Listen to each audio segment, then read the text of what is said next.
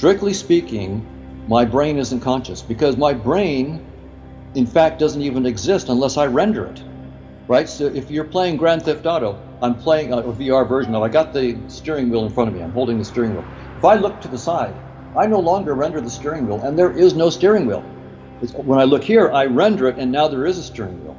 The same thing is true, strictly speaking, of neurons and brains. They're there when you render them. They're not there when you don't. It's a VR system that you render objects in space and time as you need them because they're part of your visualization tool, and then you garbage collect them. You delete them when you don't need them. Your life and my life right now is we're in a simulator, a space-time simulator, and we've been given, like an AI system, we've been given certain intrinsic desires. So my wife is an artist. So there's billions of humans, and there are billions of different ways that we explore in music, in art, in literature, in science, various kinds of science, meditation. So we're at sports. There are all sorts of ways that consciousness is exploring through us. And there is not like one is the best. I don't know. Welcome back to the Book Reporters. Today we're exploring the book, The Case Against Reality, by Donald Hoffman. Hoffman, a cognitive psychologist and professor of cognitive science, challenges conventional notions of reality and argues that our perceptions are not accurate representations of the external world but rather evolved interfaces that aid in survival.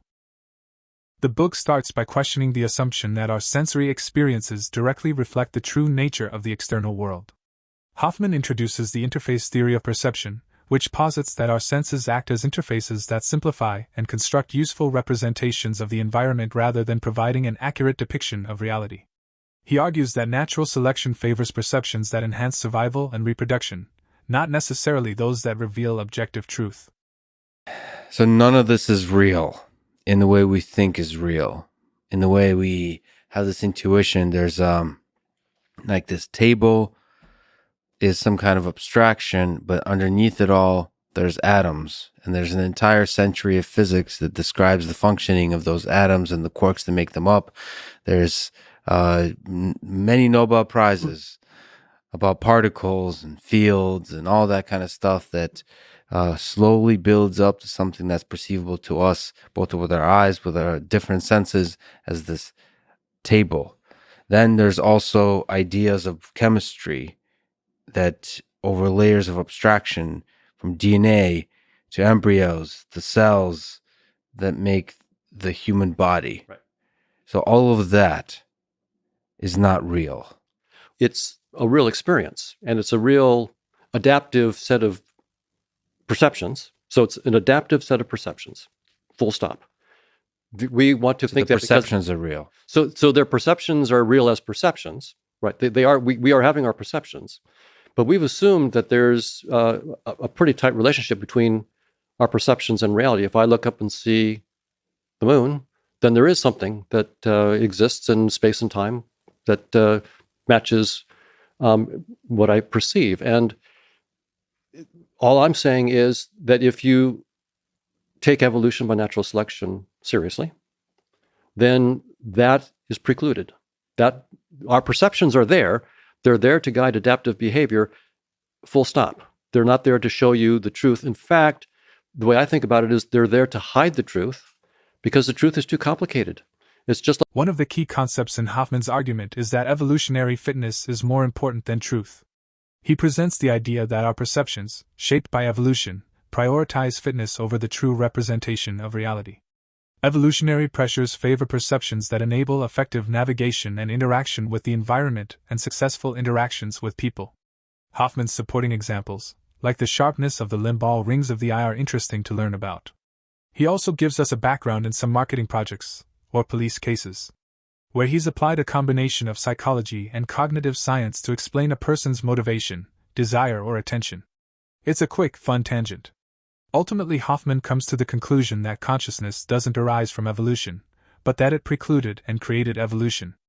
So I've used evolutionary game theory to conclude that everything that we see around us in our perceptions is not veridical, it's just a user interface. Okay. And that means I have to go back and rethink, what do I mean? What is the core of evolutionary theory that I can keep? I have to give up some physicalist assumptions that are typically made in evolution. Okay. So most evolutionary biologists are also physicalists. Of course. But it's not absolutely necessary to be a physicalist to have the key principles of evolution.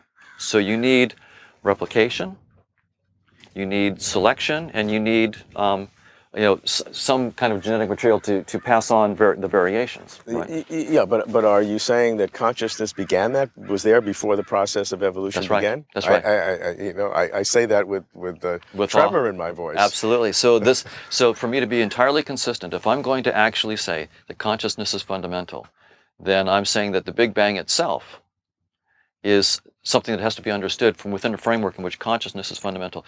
The standard view, and I understand that this is completely non-standard, what I'm saying. The standard view is that the Big Bang happened 13.7 billion years ago. Evolution occurred in a long yeah, process, and that's right. Eventually consciousness kind of arose accidentally here on Earth and maybe other places, and totally accidentally. That's right. So my story is completely different. So when I asked the question, how did consciousness emerge through an evolutionary process, your answer is it didn't. It didn't. That's right. Consciousness didn't emerge from a prior physical process of evolution. Consciousness is fundamental, and so we have to rethink the whole history of the universe actually from this point of view.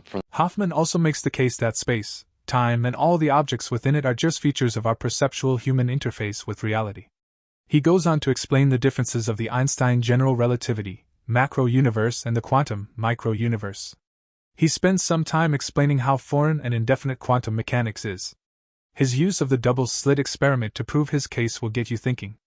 With the observer causing the collapse of the wave function, Hoffman uses this to explain how when the observer is not looking, the universe is in a state of quantum entanglement.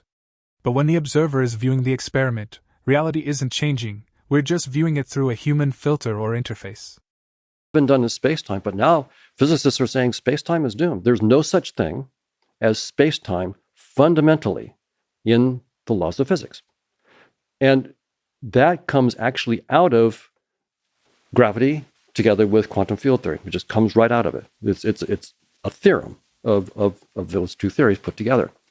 But it doesn't tell you what's behind it. So the physicists know that their best theories, Einstein's gravity and quantum field theory put together, entail that space-time cannot be fundamental, and therefore particles in space-time cannot be fundamental. They're just irreducible representations of the symmetries of space-time. That's what they are.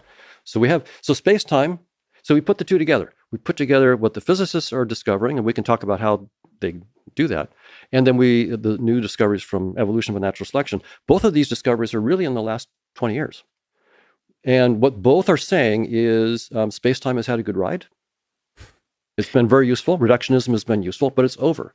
And it's time for us to go beyond. When you say Throughout the book, Hoffman engages with philosophical questions about the nature of truth, perception, and the mind. He'll challenge you to reconsider their assumptions about the relationship between perception and reality, prompting a deeper exploration of the mystery surrounding human consciousness and the nature of existence. Hoffman does a great job of not getting over-technical and dry with the science. He keeps the pace of the book moving and breaks up the technical material with interesting anecdotes that give you some practical application of his work. The Case Against Reality is a great book with refreshing ideas in the world of physics, cosmology, and human nature. It'll get your mind moving and the pages turning. Thanks for watching. Be sure to like and subscribe. I understand, and so the burden is on me to have a mathematically precise theory. So I do have a mathematically precise theory of what I call conscious agents, involving things called Markovian kernels and so forth. But the real proof of the pudding is, can I actually get, for example, spinors in quantum mechanics? Can I get Penrose's spin nets coming out? Can I make new physical predictions that current physical theory cannot make? Right now, the connection between consciousness and physics that I'm looking at, it appears that the long-term properties of my dynamics, what was called the asymptotics, is what physics is dealing with. In which case, physics, as we know it, would be the special case of the conscious dynamics as what you might call the time parameter goes to infinity. In the same way that classical physics comes out as the limit of relativity as the speed of light goes to infinity, or as, in the case of quantum mechanics, as Planck's constant goes to zero, you get classical mechanics coming out. So my idea would be, in a similar fashion, to get quantum theory and relativity coming out as a special case of the conscious dynamics, as a limiting case is my time parameter, my quote unquote, it's not really time, but it's the dynamical parameter of my system goes to infinity. The asymptotics of my dynamics ends up being the physics. That's the goal. So, but the nice thing is, it's not a hand wave. It's a precise attempt.